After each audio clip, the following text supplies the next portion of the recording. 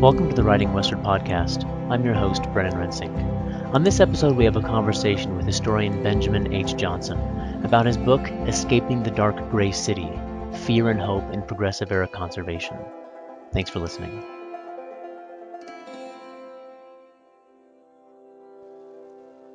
Writing Westward is a production of the Charles Redd Center for Western Studies at Brigham Young University. In each episode of this podcast, we host a conversation with an author or scholar of new work that explores the North American West. Disciplines will vary, the length of conversations will likely range dramatically, but we hope that each conversation will introduce you to new work, provoke as many questions as they provide answers, and inspire you to learn more about the North American West as a region, as well as its peoples, environments, histories, literature, and so forth. To learn more about the Redd Center, our programming, funding opportunities for research and events, find us at reddcenter.byu.edu. That's reddcenter.byu.edu. Follow Writing Westward on Facebook at Writing Westward Podcast or on Twitter at Writing West. You can find a list of podcast episodes and listen on the Redd Center website and clicking on the Writing Westward Podcast tab at the top of the page. You can also listen and subscribe on Apple Podcasts, Google Play, and various other podcast networks and distributors. Thanks for listening. In recent years, debates about public lands and environmental policy have dominated American political discourse. From the creation and shrinking of national monuments, to oil and gas development, mining and lumbering on public lands, to concerns about recreation, tourism, and overcrowding in national parks, these and other related topics have become politically divisive. Lest we think this is a new problem, Benjamin Johnson's new book demonstrates that these are old debates and that they have been politically contested for well over a century. Johnson is a historian and a professor at Loyola University in Chicago. Yale University Press published his new book in 2017. Escaping the Dark Gray City, Fear and Hope in Progressive Era Conservation offers a narrative history of how the conservation movement began and how it fits into the broader turn-of-the-century progressive era. This history reveals the characters concerned about how Americans interacted with and managed various environments, ecosystems, wilderness, forests, grasslands, mountains, waterways, and coastlines, as well as the natural resources contained on those lands. Johnson's narrative revolves around two historical ideas. First, he stresses the complexity and diversity of thought and action among these conservation people. Second, he seeks to better integrate conservation into the broader tableau of progressive era reform movements. This was a time when many groups were using scientific knowledge to address economic, social, and cultural issues, studying and pushing for reforms in workplace and food safety, women's suffrage, child labor, education, as well as segregation and immigration. Johnson contextualizes conservation movements and presents them as a more central player in the era than others previously have. He leverages these two historical ideas to demonstrate how the early evolution of conservation is still relevant today. The environment matters. He opens his book by writing, "The extraordinary intelligence of human beings can seduce us into thinking that we are the sole architects of our history, with the rest of the world, plants, animals, weather, geography, simply the props and stage on which we enact our dramas. The premise of environmental history is that the larger world is also an actor in human stories." He continues later, "As we confront environmental challenges today, we can learn not only from the mistakes and blind spots of previous reformers, but also from the ways that they delegitimized markets, validated state action in the defense of the common good, and fostered a culture of appreciation for nature both distant and close at hand." I hope that listeners will find value in this discussion, whether they live in the woods or live in the city. There's a lot for all of us to learn. Thank you for joining us on the podcast, Professor Ben Johnson. We're happy to have you. Yeah, thanks so much for having me. Before we dive into your book, some may be wondering how a historian, primarily known as a historian of Borderlands, is now publishing books on synthetic works on environmental history. So can you give us the history of how you arrived at this topic? Sure. I think it might look weird if you look at my other books, but actually I've had a long-standing interest in the environmental politics of the late 19th and early 20th century, going back to graduate school. And so I think the answer is the new Western history, basically. So I was interested in the history of the North American West in the late 19th and early 20th centuries. That's what drew me to graduate school. I almost wrote a dissertation about kind of conflicts over the advent of the state management of natural resources in northeastern Minnesota, which I did a seminar paper on and became my first published article while I was in graduate school, but opted for the study of crushed uprising and the birth of Mexican-American civil rights politics along the Texas-Mexico border in the same time period. And I've also always taught environmental history, at every job that I've had, every institution I've worked for. And so, in that sense, actually, my environmental work has been a constant thread. Well, it seems to be a common theme, not just with the people we've talked with on the podcast, but others I know who their second or third book seem to come out of left field, but it's actually old topics that they've been wanting to talk about for a long time. Yeah, exactly. And maybe topics they've even talked about pretty consistently with students that just, didn't have a chance to show up in their publication record yet. Yeah. Well, the general game plan for kind of where I'd like to go is to first talk kind of broadly about a few topics that you cover in your book about kind of the narrative of the conservation movement and how it evolves and so forth during the progressive era. And the book is not explicitly pitched as a Western book. And but I think anyone who picks it up will, immediately realize that although that may not be the explicit angle of your analysis, so much of the content takes place out in the West. It's kind of the main battleground for a lot of the things. So, I want to talk about some things broadly, and then maybe we'll pivot explicitly to some Western ideas, or maybe that'll come out naturally. We'll see how this goes. Yeah, sure. So let's talk about the conservation movement. Okay. For those unaware, could you give us kind of a thumbnail sketch of what the conservation movement was, when it began, and maybe what some of its early goals and actions were? Sure. So, the word conservation itself does not come into wide circulation until the first decade of the 20th century, but the ideas had been around, and particularly in American discourse, since really the 1870s and 1880s.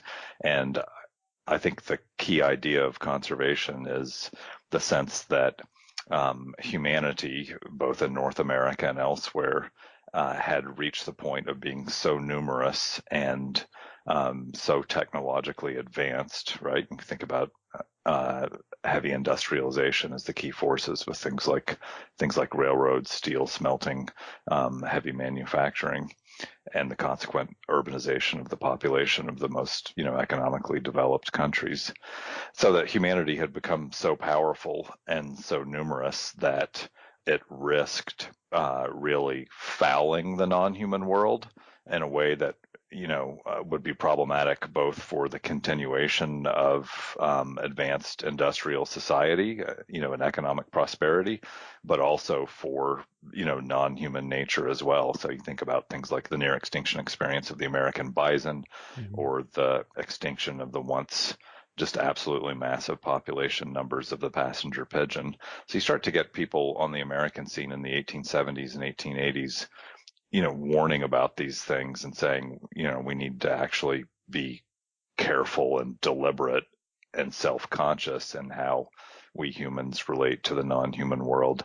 By the 1890s and gathering continuing momentum in the new century, you have actual legislative and kind of concrete bureaucratic and cultural efforts to do things about this. So you get a federal government that, instead of trying to give away its Western domain into individual, farms and ranches as fast as it could, is now going to be managing huge tracts of land in perpetuity as national forests. In 1916, you get a national parks bill that creates a national, the National Park Service is still around.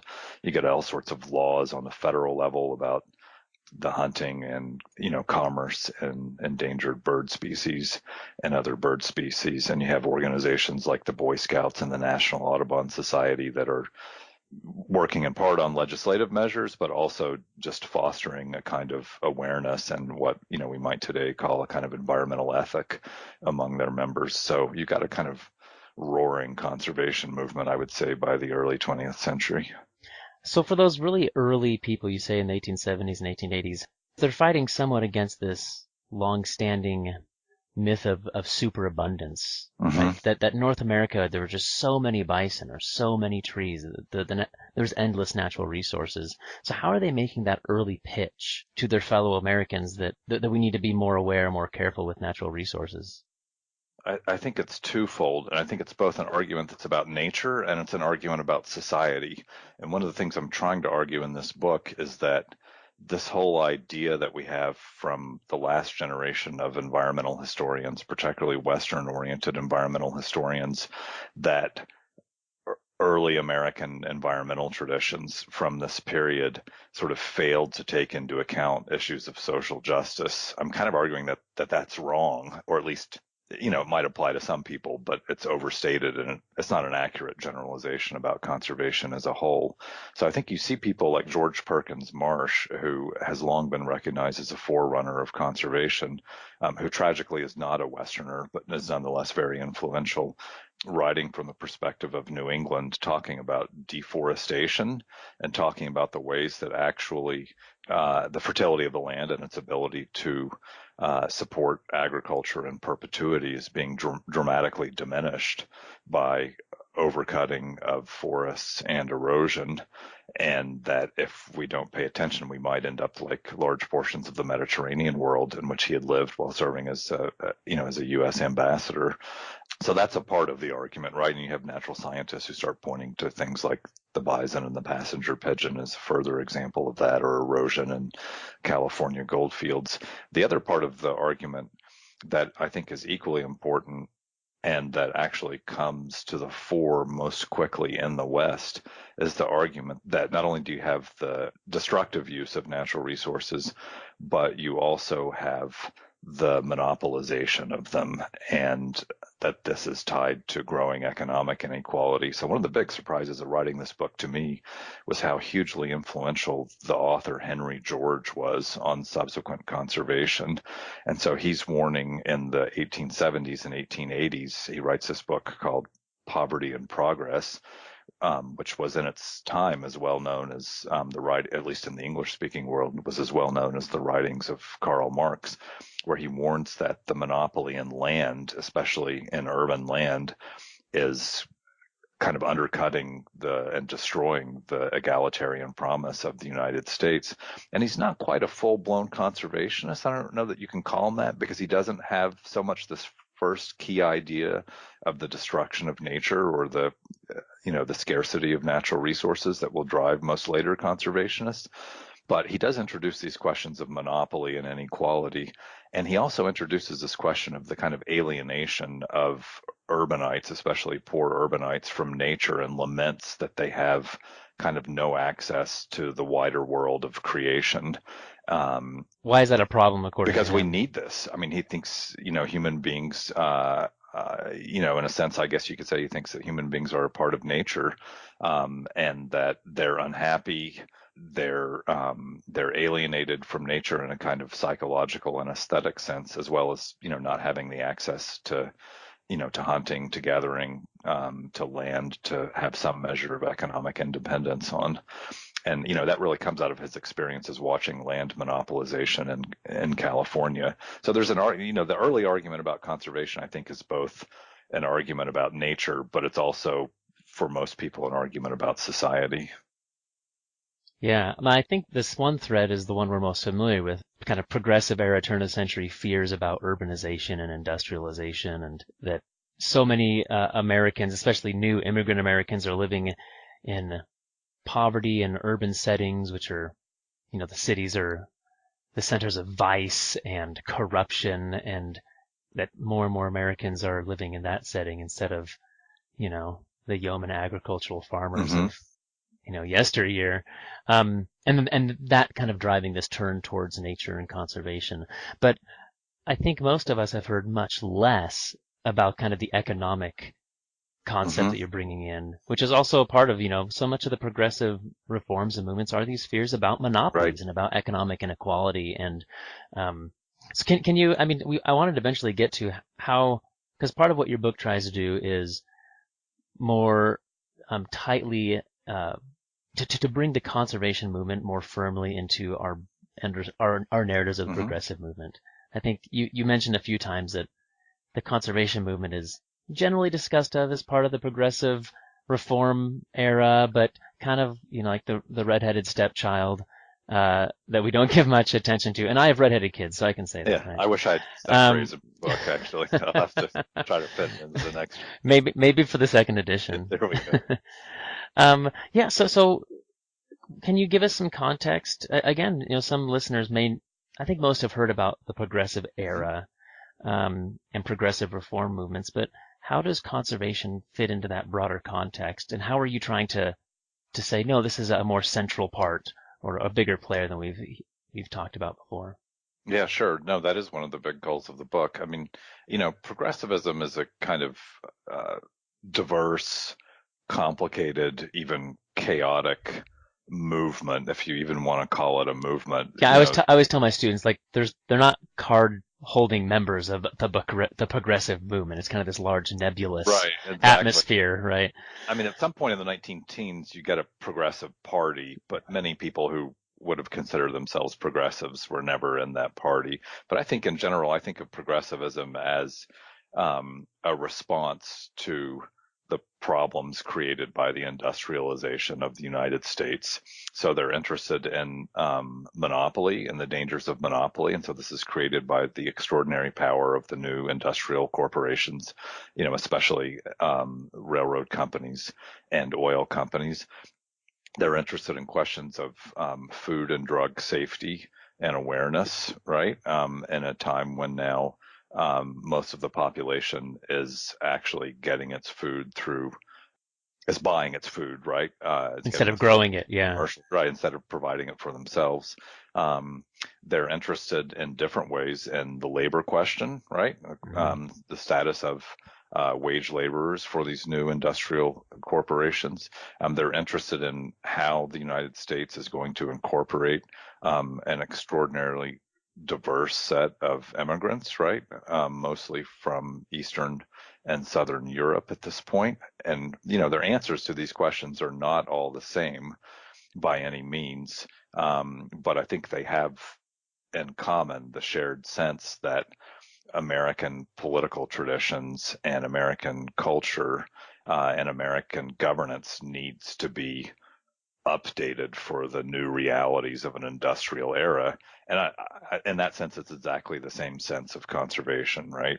That the relationship between human beings and our profoundly powerful industrial market economies has changed our relationship to the wider non-human world. And so we need to pay attention to it and make sure that we're not destroying it and harming it and ourselves through, careless use or overexploitation. I think there's similarly some of the means that progressives and conservationists turn to are very similar. So, and again, it's a very diverse movement. So these generalizations don't apply to everybody, but there's a sense of respect for scientific expertise, right? So the idea is you're going to have professional foresters who go to forestry schools and know how forests work, right? Or you're going to have professional range managers who know the impact of cattle grazing, the impact of predators on cattle, and you're going to turn over authority to them, and you're going to get a more rational and sustainable result than if you just leave things to the chaos of the market. And one of the things I think they all have in common particularly is a real wariness, skepticism, and even outright hostility for many of them to the forces of kind of unregulated so-called free markets. They view them as potentially destructive. Almost all of them are committed to capitalism in the sense of, private ownership of the means of production and, vigorous commercial exchange and economic growth. And then they are also very aware that these new economic forms of industrial life pose real challenges to political democracy when you have such disparities of wealth and political power. So in that way, I think, progressivism, conservation really was a fundamental part of progressivism. I think it's interesting that the locations of where they're doing a lot of their work, are out in these Western landscapes and Mm-hmm. often very remote Mm-hmm. Western landscapes. But the crises that much of this is trying to address is coming out of these highly urbanized Mm-hmm. areas. And then I don't know if you have any thoughts on kind of this interplay between the urban population, for which some portions of the conservation movement are trying to address and help, and the fact that the locations they're trying to regulate or conserve actually might be are far flung locales, from downtown Chicago. Right. Yeah. So, that's one of the dynamics. That's definitely one of the dynamics, right? So, especially conservationists who are interested in forest resources and national parks tend themselves to be urbanites. And the center of gravity of the American population, and particularly the sort of most educated, most elite, most politically influential people, is still very much in the East Coast, and I guess with Chicago a bit in the Midwest as well. So you do have this kind of dynamic that frustrates a lot of people in the West, then as now, And as you know. today, yeah. Yeah, exactly. Of kind of outsiders to the West coming in and wanting to be in charge of the show. On the other hand, I also try to show that there's a lot of interest among conservation circles in what I call urban conservation, right? And actually creating urban park systems. And so I try to introduce this guy, Horace McFarland, as a kind of counterpart to the better known, at least in environmental and Western circles, figures of Gifford Pinchot and John Muir. And McFarland is someone, he's from Pennsylvania. He's active there most of his life, as well as on the national stage. But he's someone who's interested in reforming cities as well, but not to the exclusion of other things, right? So he is the chief architect of the passage of the National Park Service Act. But that's an important distinction or thing to wrap our heads around with McFarland, as far as how conservation might be impacting the lives of everyday Americans then and now. Mm-hmm. The more consistent impact might be through urban planning and green spaces and parks. Right. And we often talk about conservation and preservation, as national parks. And this goes to the broader problem of how we sometimes fail to realize that there's an environmental history to urban spaces as well. Right. And it's actually the one that we interact with the most often. Mm-hmm. Yeah, and that's, you go talk to people about what makes their city great or livable, and often what they turn to is, has great parks, great trails, great green spaces. It makes it feel not like a city sometimes, that's often what makes places livable. Yeah, you got it. That's exactly right. And a lot of those measures come out of exactly those periods and exactly these figures. And so that was something that I, as we started off the interview by establishing, I have a long-standing interest in conservation and the environmental politics of this era. But what's newer for me is the awareness of how fundamental reforming cities was to many of these figures. Again, not necessarily most of them. So one of the things, that I learned on this is that, John Muir, who I tended to have a higher opinion of, frankly, before I really got into the writing of this book. I just don't think he cared. I don't think he cared at all how people lived in cities. The sort of ordinary people of Chicago, New York, or even San Francisco, right? But I'm at pains to point out that was definitely not true of other conservationists. So this sort of blanket assertion that, this is just like city slickers trying to boss around the countryside and they don't even pay attention to their own places. That's just not true for many of them. Well, I wanted to get to this idea of your book does a lot of work to try to complicate our understanding of the conservation movement itself, or show how it's a more diverse group of people and ideas than we sometimes refer to. Often we talk of this binary. There's conservationists led by Gifford Pinchot, right, who want to use natural resources but in a careful, managed way. And then there's preservationists led by John Muir, who want to just set places aside and leave them wild and untamed, and never the two never meet, and it's two divided camps. And I mean, Don Worster's recent biography of John Muir complicates this quite a bit. But your work does as well, as showing this is there's lots of overlap. There's lots of competition between these groups, lots of collaboration. Can you Hmm. kind of give us, again, kind of a thumbnail sketch of the diversity of and overlapping and competing opinions between conservationists, preservationists, the urban angle that you've already kind of introduced? Like, who are the players here that we need to think more critically about? Sure. Yeah. It's actually gotten to the point where I don't think the preservation conservation dichotomy is useful at all. And I So don't we need to actually, strike that from all of our lectures. I think so. I don't use it in my environmental history classes anymore. I mean, I think there's a couple of axes or spectrums to try to pay attention to here. So I think one is the kind of material or aesthetic or romantic axis, right? And that is people who care about nature and are interested in so-called natural places for more material reasons, i.e., like you look at a forest and you see timber, you see future houses, you see future ships, you see future railroad cars, you see future, railroad ties, etc. Or you look at a forest and you see, like famously John Muir, you see cathedrals to the glory of God and the glory of the universe. So that's one sort of spectrum, right? Although even there, that's really complicated, right? So we think of Gifford Pinchot as being the heartless materialist, and he is pretty materialist in his focus on policy in his public writings, but he is a great outdoorsman. He loves Do you the want to tell us? wild. Can you tell us really quick?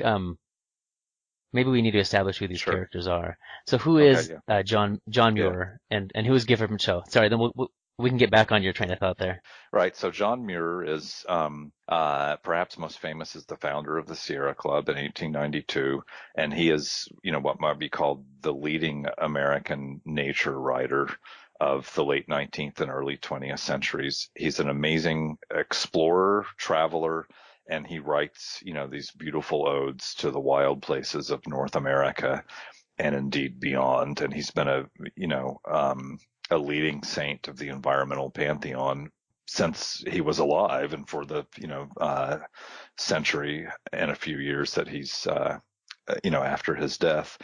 Gifford Pinchot is a little bit younger than Muir, and he is was born to a wealthy East Coast family that ironically but not coincidentally had made most of its money in the lumbering business, and becomes the chief advocate and proponent of scientific forestry in the United States. With his family's money, he helps found the Yale School of Forestry, which becomes a very influential site for the training of the first generation of professional foresters.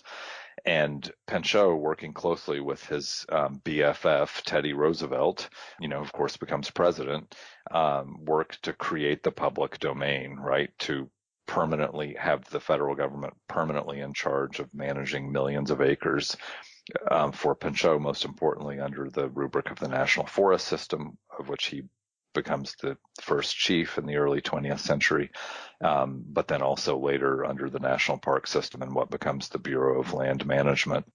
So they're often taken as kind of embodiments of, as you said earlier, the sort of preservationist, or what I call the kind of aesthetic or romantic side of conservation in the case of Muir, and the conservationist, or what I prefer to think of as the kind of material end of conservation in the case of Pinchot.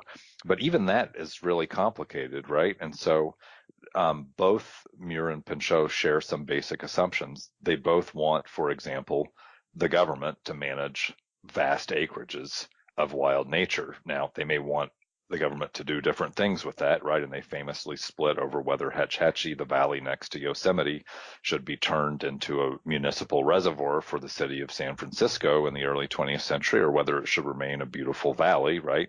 Muir, of course, wants the latter, Pinchot the former. Pinchot wins that Yes, battle. he does. But they have a lot in common. They also have a shared sense of history that I try to document that we were talking about earlier. They think that the United States is in a different phase of its historical development precisely because there are so many people and we have so many machines and we have this, powerful, voracious industrial economy. So I don't think to me, it doesn't make sense to think of them as people talking to one another across an ideological gulf.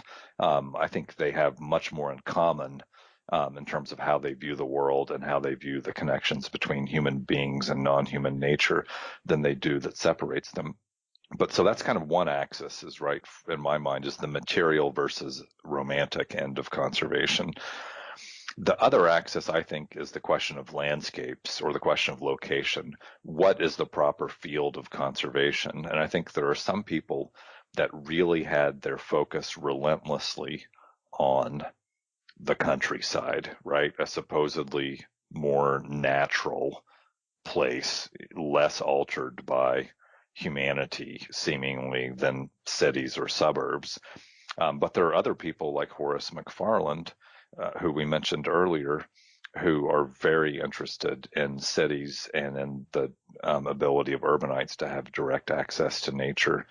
And there's also there's a middle to that spectrum as well, right? So I try to talk a lot about the kind of suburban landscapes and the discussion about what people should be planting in their yards, what aesthetic effect they should be aiming at, right? With a lot of people talking about how they should be using native plants and trying to replicate the kind of aesthetic sensibility of the nature of their region.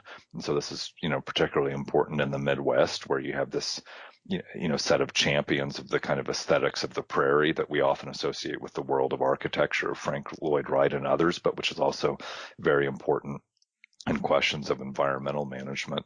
And then finally, I think another kind of axis on which you could group conservationists would be about how sort of democratic or authoritarian they were, right? How much confidence they placed in, how much power they wanted to place in the hands of bureaucrats, how much complete control they wanted to give over to scientific expertise, versus how much they thought that ordinary people, ought to have a direct voice in the management of natural resources, or that ordinary people, in fact, knew things through their own experiences about the way the non-human world worked, even if they hadn't been to the Yale School of Forestry.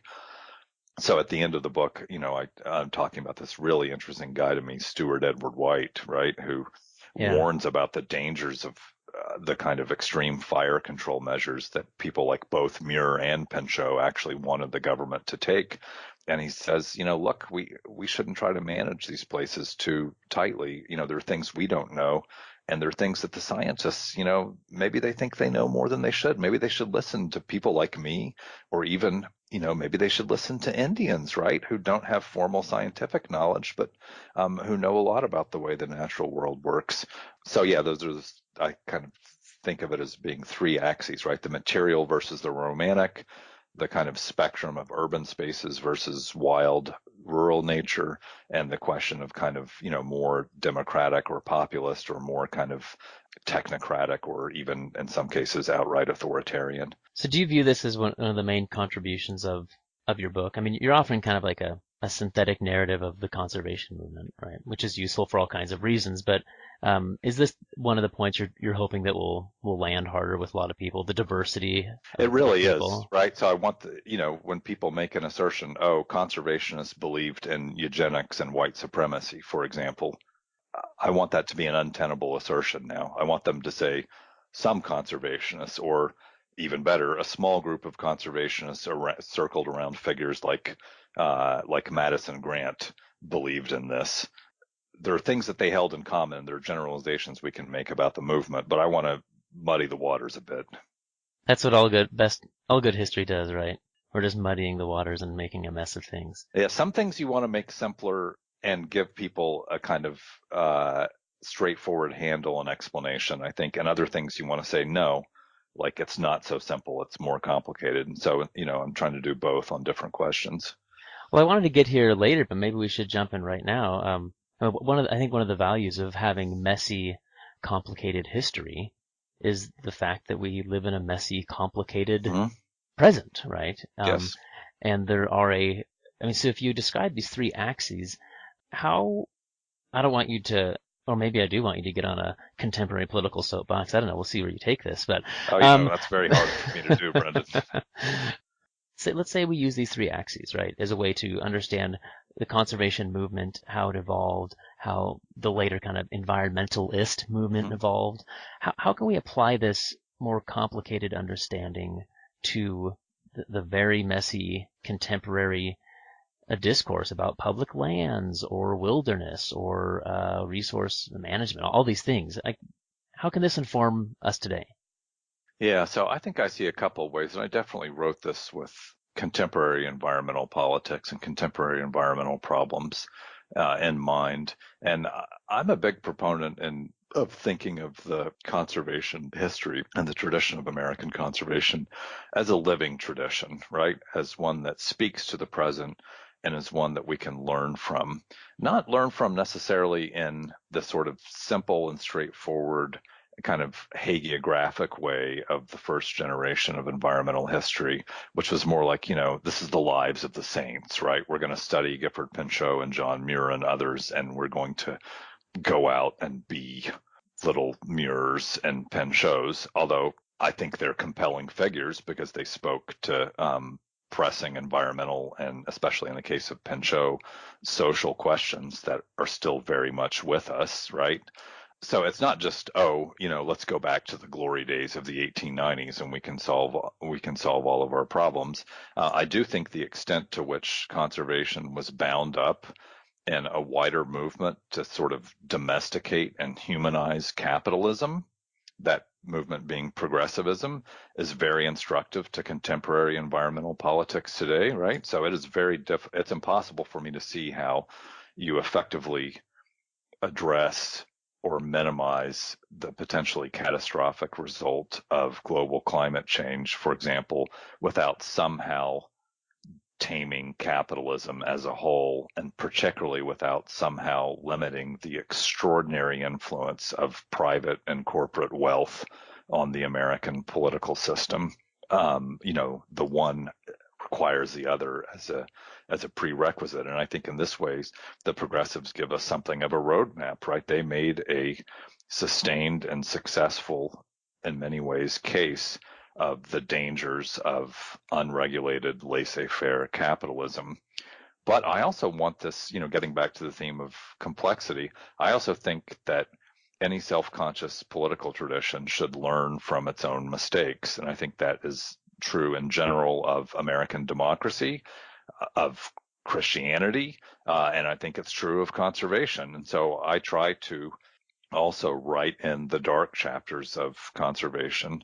And I think that on questions of racial justice, conservation had a terrible record, or to be more precise about it, white conservationists had a terrible record, and that especially in the countryside and especially in Indian country, conservation was incredibly authoritarian. It was a part of a colonial project of stripping Indian lands and, handing them over to the white populace of the United States and absorbing their resources into a dynamic capitalist economy.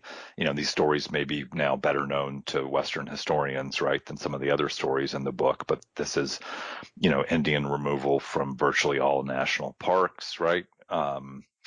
This is the attack on Indian hunting, gathering, fishing, and other subsistence practices, precisely to try to force them into wage labor arrangements to make it difficult to perpetuate their cultures, which were also under attack, by the federal government in an effort to destroy those cultures and to forcibly assimilate Indians into the population as a whole. There's a checkered history. Yeah, checkered history, and I think it's important to acknowledge that. What are some of the other kind of because I think general listeners who may not have been reading a lot of environmental history, even what you just said is probably news to many of them. That when you created Grand Canyon or Yosemite or Yellowstone, there were native peoples living there. There were also non-native peoples living there, right? Whose kind of subsistence livelihoods were criminalized, right? What are some of the other, because I think this is again instructive for today as people debate, especially things about public lands, national monuments, right? With Trump's recent rescinding of Bears Ears or augmenting of it, I guess. Right. There are always, or you can even go back again to, what you briefly mentioned about fire suppression and fire regimes. Like there's, for every environmental, or every decision we make for environmental policy, there are unintended consequences, Mm-hmm. What are some of the other perhaps dark chapters that you share in the book, but also just unintended things that might serve as a cautionary tale, right, Yeah. for what we do Yeah. today? I mean, I guess right off the top of my head, I'd point to three things, right? So, a number of conservationists are eugenicists in a fairly terrifying way, right? I mean, A number of progressives yes, are, absolutely. right? That's absolutely correct, right? And so, they saw the kind of conservation of whiteness or of a certain supposed racial supremacy to be a natural sort of corollary of the conservation of nature. And it's especially the kind of redwoods crowd that's big on this. Can you give us kind of the two-sentence overview of eugenics? Sure, yeah. I mean, I think eugenics is the idea that you can and should manage human heredity and reproduction so as to preserve, or I guess I could say conserve, and even improve the human stock. And I think we appropriately understand this now, I think, through the horrors of Nazi Germany. Um, Hereditary ideas are more complicated in the early 20th century in the United States and elsewhere. And so you see some people stressing the role of environment over heredity, right? And in that sense, they're talking about social conditions and its impact on just the well-being of human beings across the generation. So I talk a lot about this Los Angeles figure, the Reverend Dana Bartlett, in that regard. And you even have Black figures like W.B. Du Bois who use a kind of hereditarian language. So it's a little bit more complicated than we might think, but it's definitely a strain in conservation. And there are, white nationalists today who are, they really love nature and they don't want it being, as they would put it, defiled, including by, people who they think are, the children of a lesser god and not as worthy of them. And I think, anyone who has a sense of human equality and an awareness of the awful things that have happened in our history and the history of other places in the name of racial superiority, should find this to be an incredibly sobering strain of conservation. So there's the eugenics strain. That's one strain. I would say another strain is a more general sort of elitism that results in kind of the preservation of especially wild nature just for an elite few, for the people who do the Can best afford from to get our there. economy. And yeah, Right. exactly, can get on a plane or drive in an SUV and go to some beautiful place. And again, that's not all conservationists, but it's a big strain. It's a much bigger strain than the eugenicists, I think. And so in that sense, it's an even more cautionary tale. That seems to be one that maybe most directly speaks to present tensions, right, between rural Westerners and, I think as you already mentioned, this idea of outsiders coming in and telling them that's right.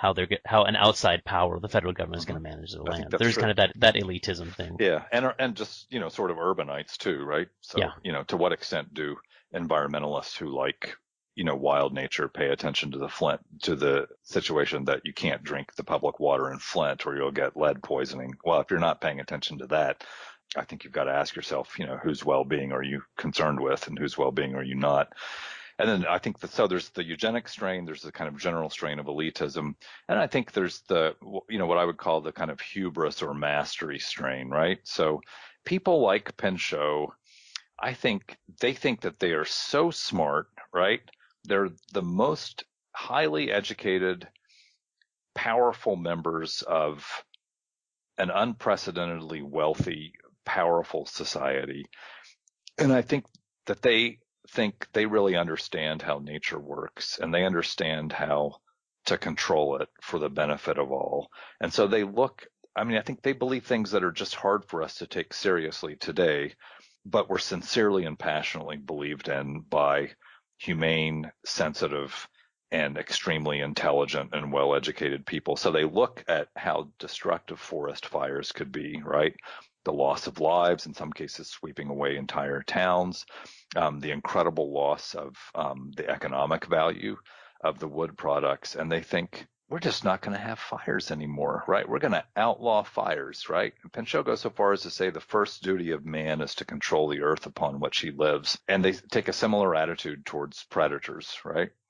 And this is, kind of famously. And so they decide we are going to eliminate predators. So at one point, I think the head of the U.S. Biological Survey says that large predators have no place in a highly advanced society such as our own. I mean, it almost sounds genocidal, right? I think to contemporaries, it just sounds maniacal, right? It's like deranged.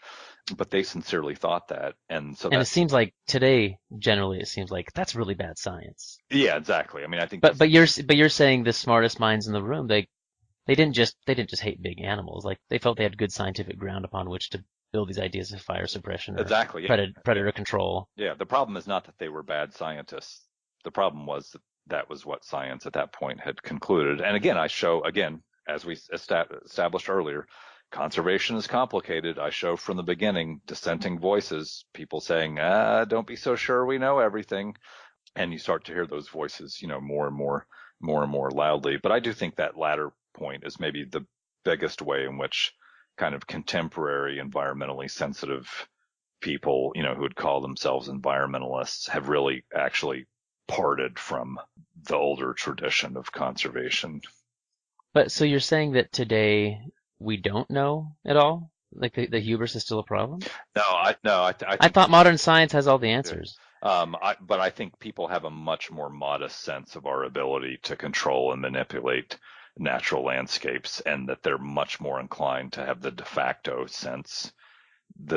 posture be to sort of first do no harm, right? Hmm. Let nature alone. So even, last week at the Western History Association, there was a wonderful paper on the expansion of salt cedar, right, which is from Eurasia along Western waterways. And Marcia Weisiger, the author, talked about how the government has introduced, I believe it's a caterpillar that eats the salt cedar. And when she said that, the whole audience, like, half of us laughed and half of us groaned, right? There was just a sense, oh my God, that's not going to work out, or that's like really rolling the dice, right? That's like playing Russian roulette. And I think that moment to me really marked a fundamental difference between now and a century ago. I think if the kind of equivalent of environmentally aware historians had been around in 1910 and having that conversation, they would have been like, okay, good, we're going to figure out how to control this thing, right? We can, we have a kind of mastery of knowledge, and we can take care of that problem. And I think we're more skeptical today, probably healthfully, right? I think that's, maybe something that we've learned. Well, let's hope so. You mentioned that we often like to simplify things into really simple answers, but there's always this more complex story Mm-hmm. or complex set of, say, scientific understanding of where things might go. And you're saying that today we are more skeptical, Mm-hmm. that we do understand that, there are limitations to what we can do. We need to be more smart about this. But in contemporary political discourse, it is always a simple story with black and white options. Mm-hmm. I mean, so maybe environmental historians are all on board with um, with checking our hubris and understanding, and I think a lot of environmental scientists as well. I have lots of plant and Sure. wildlife scientists Yeah. here on campus that Yeah. come to my classes and talk, and we're all on board with it. How do we get that out to the general public and convince them that this is something we need to think critically about, as we then need to make really nuanced, careful decisions as a broader society? Yeah, I'm not sure I have such a good answer to that. I mean, some of this I feel like is a question of what audience you're talking to, right? I do think there are some relatively straightforward, if not necessarily simple truths that need to be driven home to people who don't recognize them or don't want to recognize them. So I'm not all invested in complicating everything. So, for example, it tremendously bothers me the denial of climate change in American public discourse, and frankly, particularly by the Republican Party, is just tremendously disturbs me. And I don't understand why we have that in this country when even the conservative parties of other countries don't feel obligated to deny the overwhelming scientific consensus that there is indeed a connection between CO2 levels and global temperatures, and that therefore industrialization has and is driving up global temperatures. I don't understand that. And so to a group of people who is not on board with that, I might want to offer them the simple truth, right? And stark warnings of what happened when you just pretend these things don't happen. To a different audience, though, especially to people who start off like me, somewhat aware of environmental questions and sharing the basic kind of conservationist sense that, we need to be self-conscious about how humanity and the non-human world interact with one another, and we need to put restrictions on our own activities, including, the private sector. To them, I want to say, yes, I agree, but let's look at how that has worked out historically, and let's see some of the mistakes that people like us made generations in the past so that we can avoid them. And I think particularly the kind of authoritarian, coercive side of conservation, the ways in which conservation in many cases created social injustice, that's something that I want people who teach the kind of classes that we do and go to the kind of conferences that we do and read the kind of books that we do to be aware of and to pass on their students. So, I'm giving you kind of a long answer to your question, but I think about this as kind of different audiences, right? And there's some audiences that need a greater sense of complexity and could gain that from environmental history. And there are other audiences who need to be told, actually, it's not that complicated. Let me ask about maybe one third audience. A couple years ago, I got roped into an environmental studies reading group with some local environmentalists and historians and environmental literature and humanities and scientists. This really great group. They're all Sounds super great. engaged in thinking about the environment. Yeah, I feel like this imposter, but I love reading these books and talking with them. And one thing that always comes up after we talk about the book, we always start talking about the woes of modern day politics, and there's this continual frustration about the politicization of environmental concepts, like you were saying, like about climate change. It's become a politicized topic, and we're always lamenting that. And so I would ask how your book would apply to them, because your book also shows that it has always been a politicized Exactly. topic. So what could this group of people learn from your book? So, yeah, I think the first thing is that I do think it's a mistake to sort of yearn for the days when there weren't arguments over the politics of environmental protection and environmental knowledge, because those days never existed, right? Or to the extent that people thought they did, it was because this kind of authoritarian scientific regime said, we can't have political arguments about this because there's only one truth, and we actually have it, right? Because we're the good scientists. I think as an alternative, what I would suggest is that understanding the diversity of American environmental politics in the past, right? So the internal complexity and heterogeneity of conservation might make it easier for people to feel like they could change their specific ideas or stances on specific policy proposals related to the environment and not be giving up a sense of who they are, of their identity, of their loyalty, of their affiliation. To me, that's what has become the most toxic about American politics. It's not that it's politicized or divided. I think that's actually reflects what you would expect from a democratic political system in a very large and internally heterogeneous country. It's that these fights so often switch from being about a specific policy to being about who you are and who your people are, right? Who your loyalty lies with. So compromise is an existential a betrayal. Right? Yeah, betrayal. Yeah. Or that changing your own view would be a sort of betrayal of yourself and your allies. So one of the things I was very interested in when I was researching the kind of rural Western opposition to conservation and to people like Pinchot. On the one hand, a lot of them thought, this is who we are. We're Westerners, we're ranchers. And, these jerks like Gifford Pinchot want to be our czar, right? They actually called him the czar of Wonderland, which I thought was wonderful. Wow. But on the other hand, there were a lot of the same people from the same places in the same occupation. So Western ranchers and farmers who were like, no, overgrazing, overharvesting, destructive, poor timber harvesting practices actually cause real problems, and they're not good for us. And so, sure, they weren't the same as a John Muir, right, in terms of what they wanted out of environmental policy or, how they viewed nature. but they saw a place for themselves in these big ideas of conservation, that you needed to use scientific expertise and the power of the state and a kind of cultural awareness to be smarter about how you use nature for your own sake, if for no other reason. So I guess to the extent that I have an answer to this question, it lies in that, right? Like, this is a big tent. There are lots of different people and different beliefs with different beliefs who can find a place for themselves there. There's no one way you have to be. There's not just one way to be a conservationist or an environmentalist. Well, that seems like a hopeful note to end on, maybe, instead of ending on some dark, sour note. I like the idea of this, and I think that, to me, hope actually is one of the big takeaways I get from having worked for more than a decade on this book. Like, people are very smart. They're very creative. When we apply ourselves to these questions, we can come up with, compelling and practical solutions. And I think that was true a century ago, and I believe it's true today as well. I sure hope so. I hope the book is widely read by people interested in the environment, interested in the progressive movement, interested in all kinds of things. Thanks for writing it, and thanks for joining us for some time on the podcast, Ben. Yeah, thanks so much. Appreciate it, Brendan. Take care. Thank you for joining us on this podcast. Writing Westward is a production of the Charles Redd Center for Western Studies at Brigham Young University.